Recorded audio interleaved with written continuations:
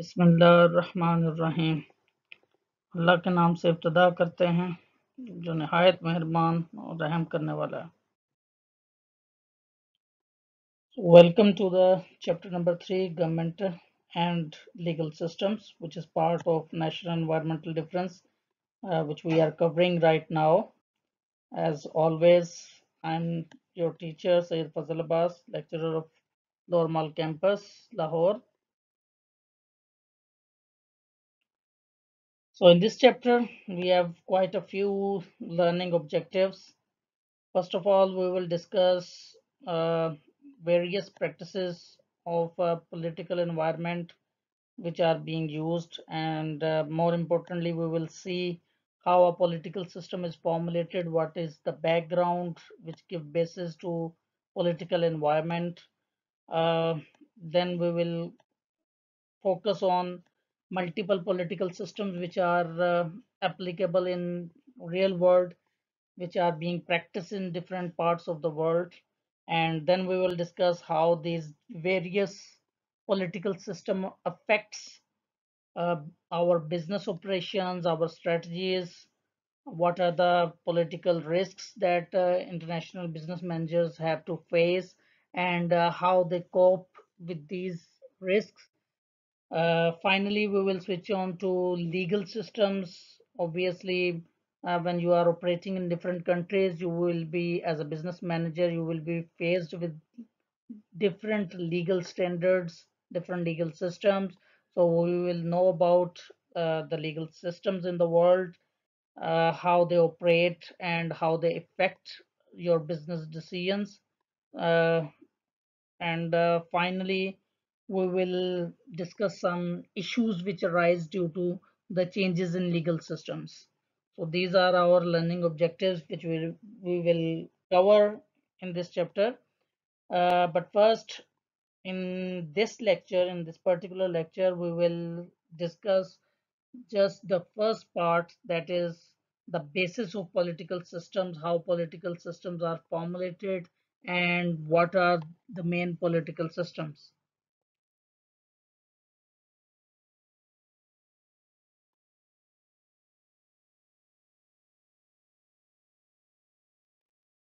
So political systems की अगर बात की जाए तो जब भी as a business manager obviously आप अ, एक मल्टीनेशनल कंपनी को रन कर रहे हैं, अगर उसका पार्ट हैं, या इवन एक छोटा बिजनेस है जिसमें आप डिफरेंट कंट्रीज के कस्टमर्स के साथ डील कर रहे हैं, चाहे इंपोर्ट एक्सपोर्ट के ज़रिए, चाहे इन्वेस्टमेंट्स के ज़रिए, वो तमाम मोड्स जो हमने इंटरनेशनल बिजनेस के पढ़े, आइदर ऑफ द मोड्स, अगर आप इंटरनेशनल बिजनेस एनवायरनमेंट में परफॉर्म कर रहे हैं तो ऑब्वियसली आपको country to country different political situations का सामना करना पड़ेगा, और जाहिर बात है ये डिफरेंट पॉलिटिकल सिचुएशंस जो हैं वो आपके डिसीजन मेकिंग में कॉन्फ्लिक्ट्स पैदा करती हैं, और आपको फिर उनके दरमियान में बैलेंस क्रिएट करना होता है।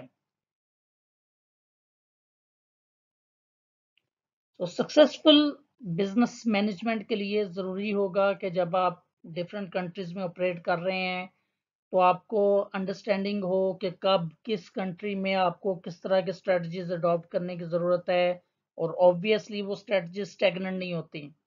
विद द टाइम किसी भी एक कंट्री के अंदर जो पॉलिटिकल एनवायरनमेंट है वो स्टेबल नहीं रहता, वो सेम नहीं रहता, वो कंटिन्यूअसली चेंज होता रहता है। तो आपकी स्ट्रेटजीज जो हैं वो भी पॉलिटिकल एनवायरनमेंट के अकॉर्डिंगली चेंज होनी चाहिए। एटलीस्ट आपकी प्लानिंग के अंदर इतना क्वेश्चन मौजूद होना चाहिए कि आप डिफरेंट पॉलिटिकल सिचुएशंस के अकॉर्डिंगली अपनी स्ट्रेटजीज को चेंज कर सकें, ताकि आप सक्सेसफुली अपनी कंपनी को नेविगेट। और इसी आर्ट को लर्न करने के लिए कि किस तरह आप चेंजिंग पॉलिटिकल सिस्टम्स को अंडरस्टैंड करते हुए उसके अकॉर्डिंगली अपनी स्ट्रेटजीज चेंज करेंगे, ऑब्वियसली उसके लिए आपको पॉलिटिकल और लीगल सिस्टम्स को जानना पहले ज़रूरी है, ताकि आपको पता चल सके कि पॉलिटिकल सिस्टम कैसे चेंज होते हैं, कब चेंज होते हैं, और चेंज होने के बाद उनकी पोजीशन क्या होगी, उनके आपके बिजनेस के ऊपर क्या इम्पैक्ट्स आएंगे। ये तमाम चीज़ें समझने के लिए आपको पहले पॉलिटिकल सिस्टम्स और लीगल सिस्टम्स के मतलब जानना ज़रूरी होगा।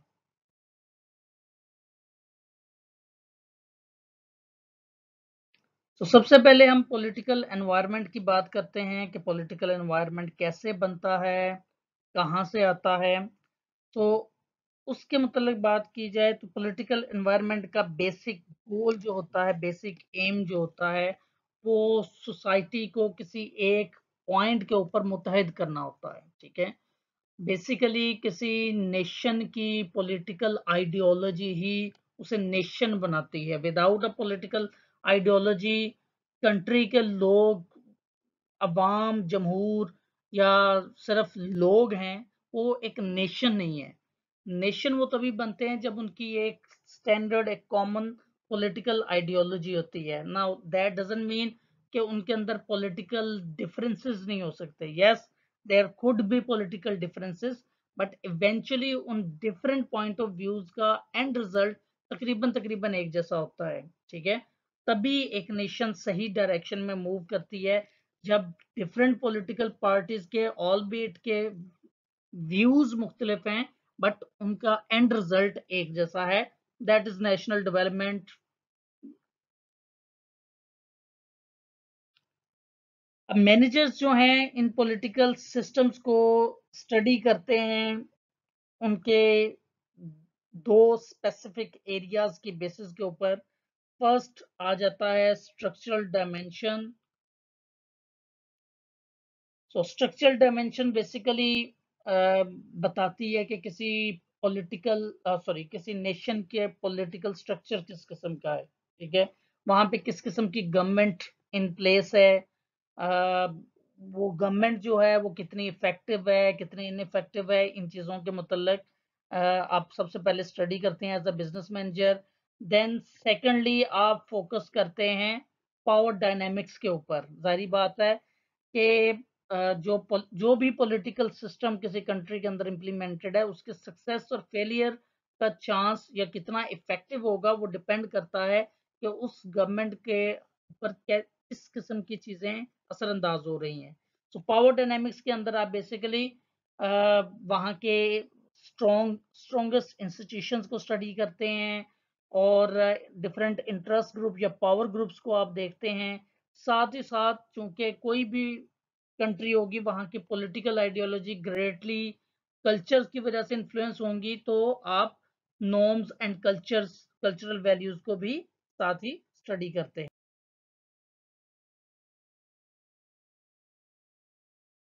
सो anchor of political system basically describe करता है कि पॉलिटिकल सिस्टम ओरिजिनेट कैसे होते हैं, कैसे किसी नेशन का स्पेसिफिक पॉलिटिकल सिस्टम बनता है। तो अगर आपको याद हो तो आपने इंडिविजुअलिज्म और कलेक्टिविज्म कवर किया था कल्चर के अंदर। ठीक है, ये दो डिफरेंट कल्चर हैं जो कि नेशंस को आपस में डिवाइड करते हैं। इंडिविजुअलिज्म ऑब्वियसली आई कल्चर है, तो यहाँ पे इंडिविजुअल राइट्स की बात होती है और इंडिविजुअल राइट्स को प्रोटेक्ट करने के लिए इंडिविजुअलिज्म के लोग जो हैं वो डेमोक्रेसी को फेवर करते हैं। ठीक है जी, चूंकि वो डेमोक्रेसी को फेवर करते हैं और उनका स्टाइल भी इंडिविजुअलिज्म का, आई कल्चर का है, तो वो obviously freedom of individual rights की बात करेंगे और फ्रीडम ऑफ इंडिविजुअल राइट्स को इंश्योर करने के लिए वो कैपिटलिज्म के इकोनॉमिक सिस्टम को सपोर्ट करेंगे। सो वो कल्चर जहाँ पे इंडिविजुअलिज्म एग्जिस्ट करती है, वहाँ का सिस्टम ऑफ गवर्नमेंट आइडियली एक डेमोक्रेसी होगी। वहाँ पे जो लॉज बनेंगे वो individual rights, freedom of expression और इस तरह की चीज़ों को ज़्यादा इंपॉर्टेंस देंगे और वहाँ का इकोनॉमिक सिस्टम कैपिटलिज्म होगा। ऑन द अदर हैंड वो कंट्रीज जहाँ पे कलेक्टिविज्म होगी, आइडियली वहाँ पे totalitarianism होगा। Now totalitarianism defines a system of government in which you do not have authorities, rather government is supreme, government have all the authority। ठीक है, तो totalitarianism कोई भी डिफरेंट टाइप्स हैं इनकी सिस्टम्स की, लेकिन वो तमाम सिस्टम कहीं ना कहीं कंट्रोल एग्जीक्यूट करते हैं। ठीक है, तो वहां पे आपके पास आजादी नहीं होती कि आप अपनी मर्जी से किसी को वजीर आजम बना दो, सीएम बना दो, आप वोट दे दो। इस तरह की वहां पे आपके पास लग्जरीज नहीं होती, बल्कि सिलेक्टेड फ्यूज जो हैं वो एक गवर्नमेंट बनाते हैं और फिर वो जो सही समझते हैं कंट्री के लिए वो पॉलिसीज इंप्लीमेंट करते हैं। तो अगेन क्योंकि कलेक्टिविस्ट थॉट जो है वो इंडिविजुअल के ऊपर ग्रुप को प्रेफरेंस देती है। सो टोटलिटेरियनिस्टिक गवर्नमेंट्स जो हैं वो भी इंडिविजुअल राइट्स की बजाय ओवरऑल कंट्री या ग्रुप्स ऑफ पीपल को फोकस करते हैं। तो कलेक्टिविज्म जो है ऑब्वियसली इंडिविजुअल के against right of society over individual को ज्यादा इंपॉर्टेंस देती है। ठीक है, तो ये समझते हैं कि आपको सोसाइटी एज अ होल उसके आइडियोलॉजी को, उसके नॉर्म्स को प्रोटेक्ट करने की जरूरत है। उसको प्रोटेक्ट करते हुए बेशक आपको सर्टेन इंडिविजुअल राइट्स निगलेक्ट भी करने पड़े तो वो कर लें। ठीक है, फॉर एग्जांपल बहुत सारे इस्लामिक कंट्रीज के अंदर सेंसरशिप पॉलिसी है कि आप इंटरनेट इस्तेमाल करते हुए सर्टेन पोर्न वेबसाइट्स ओपन नहीं कर सकते। ठीक है, सो ये बेसिकली कलेक्टिविस्ट थॉट का एक नतीजा है। ठीक है, कि आपकी सोसाइटी की एक नॉर्म है, एक ट्रेडिशन है कि आप अपने इस्लामिक वैल्यूज को फॉलो करें और बेहयाई की तरफ ना जाएं। तो यहाँ पे आपका जो इंडिविजुअल राइट है फ्रीली इंटरनेट को ब्राउज करना, उसको सेक्रीफाइस करके सोसाइटी को एज अ होल कवर किया जाता है। और कलेक्टिविस्ट जो हैं वो कंट्रोल्ड इकोनॉमी को सपोर्ट करते हैं। ठीक है, अब ये स्लाइड जरा ज़हन में रखिएगा इंडिविजुअलिज्म और कलेक्टिविज्म का।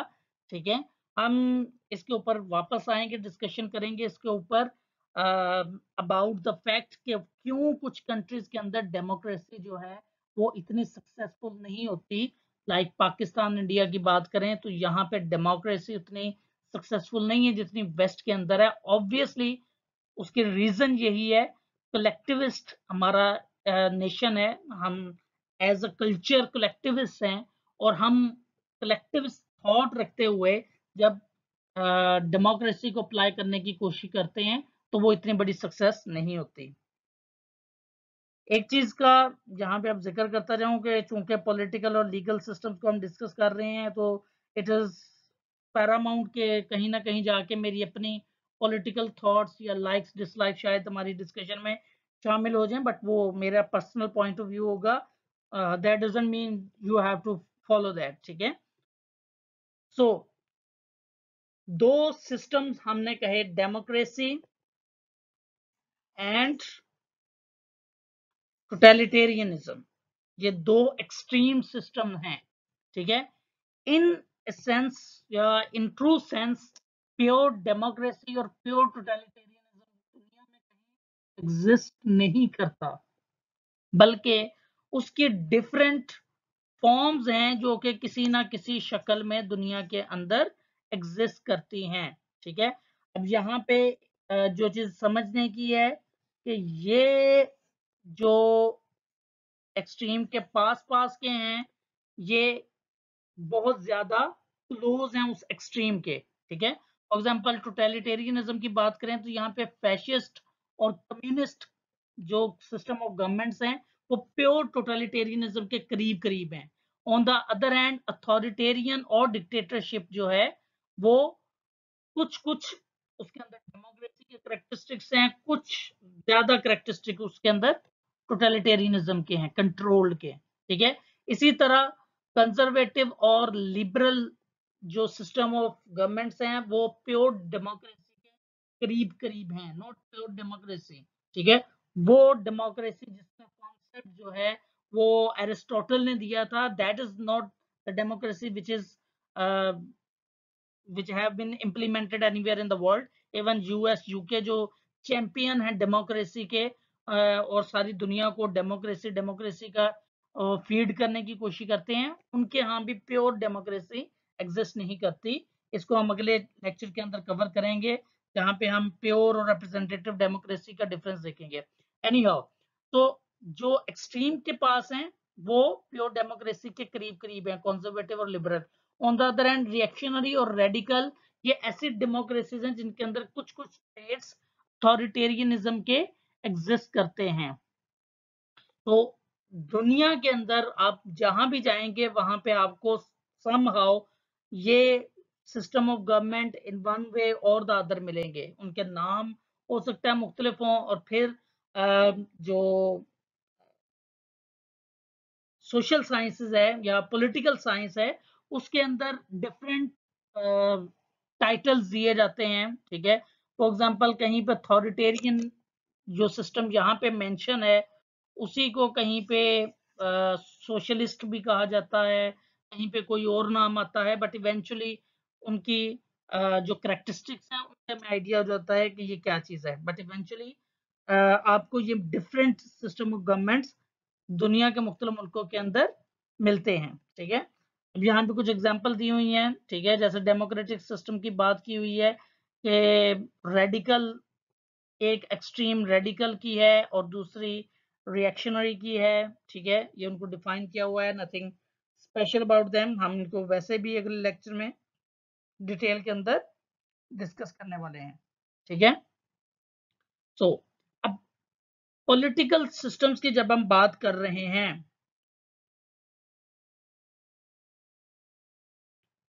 तो पॉलिटिकल सिस्टम्स के अंदर आप देखेंगे कि आने वाले टाइम में और अपनी बुक के अंदर जब आप देखेंगे, चूंकि सारी बुक्स जो हैं वो वेस्टर्न ऑथर्स लिखते हैं और आप मीडिया पे सुनेंगे, आप जिस मर्जी स्टेज पे जाएंगे वहां पे आप देखेंगे कि डेमोक्रेसी और मोर स्पेसिफिकली वेस्टर्न डेमोक्रेसी को इम्पोर्टेंस दी जाती है। आपकी पूरी बुक जो है वो इस चीज के ऊपर, इस पूरे चैप्टर के अंदर फोकस करती है कि डेमोक्रेसी जो है वो बिजनेस के लिए बहुत अच्छी चीज है। ऑन द अदर एंड जो कंट्रोल गवर्नमेंट सिस्टम्स हैं, जो चाहे कोई भी हो, वो बिजनेस के लिए कोई इतना फेवरेबल नहीं होता, उसके अंदर आपको इवेंचुअली कोई ना कोई प्रॉब्लम्स ही आते हैं, ठीक है। तो we as a human being are fed के democracy is the ideal system of government, ठीक है। लेकिन अगर हम अपनी आइडियोलॉजी की बात करें तो हमारे शायर मशरक डॉक्टर लामा इकबाल ने डेमोक्रेसी को किन अल्फाज में बयान किया है वो यहाँ पे मैंने शेयर किया है। This is not obviously part of the course, just a food for thought, आप लोगों की थोड़ी थिंकिंग को ब्रॉड करने के लिए। ये इकबाल साहब की एक नज़म है इबलीस की मजलिस शूरा, जिसके अंदर उन्होंने एक विजन दिया है कि इबलीस जो है, शैतान, वो अपनी एक नेशनल असेंबली लगा के बैठा हुआ है जहाँ पे मुख्तलिफ मौजूआत को डिस्कस किया जा रहा है। काफ़ी तवील ये नज़म है, उसका एक छोटा सा पार्ट मैंने यहाँ पे आपसे शेयर किया है। तो इसके अंदर जैसा कि आप देख सकते हैं ये डिफरेंट मुशीर उसके बैठे हुए हैं शैतान के, और वो उसको रिपोर्ट्स दे रहे हैं, उसके साथ बहस कर रहे हैं जैसा कि असम्बलीज के अंदर होता है। तो यहाँ पे दूसरे मुशीर से हम देखते हैं उनकी गुफ्तगू का आगाज। तो दूसरा मुशीर, खैर है सुल्तानी जमहूर का गोगा के शर, तू जहां के ताज़ा फितनों से नहीं है बाखबर। हूँ, पहला मुशीर उसका जवाब दे रहा है, हूँ मगर मेरी जहां बीनी बताती है मुझे, जो मलूकियत का एक पर्दा हो क्या उससे खतर। हमने खुद शाही को पहनाया है जमहूरी लिबास, जब जरा आदम हुआ है खुद शनासो खुद नगर। कारोबार शहरियारी की हकीकत और है, ये वजूद मीरो सुल्तान पर नहीं है मुनसर। मजलिस मिल्लत हो या परवेज का दरबार हो, है वो सुल्तान गैर की खेती पे हो जिसकी नजर। तूने क्या देखा नहीं मगरब का जमहूरी निजाम, चेहरा रोशन अंदरून चंगेज से तारीख का। तो unfortunately we as a student हमेशा हमें यह बताया जाता है कि इकबाल ने जनाब अपनी बहुत सारी तकरीरों में डेमोक्रेसी को फेवर किया है, डेमोक्रेसी को फेवर किया है, लेकिन उनकी अपनी शायरी उसके टोटली अगेंस्ट एक बात कर रही है। उनके पॉइंट ऑफ व्यू में डेमोक्रेसी जो है वो बेसिकली बादशाहत का ही एक दूसरा नाम है। और अगर हम आज अपने मुल्क में डेमोक्रेसी को देखें तो इकबाल की बातें दुरुस्त नजर आती हैं, ठीक है। तो it was just a food for thought आप लोगों के लिए। अगर मौका मिले तो इसको ज़रूर स्टडी करें, ये बहुत अच्छी पोएम है। इसी के अंदर उन्होंने कम्युनिज्म का भी थोड़ा बहुत जिक्र किया है।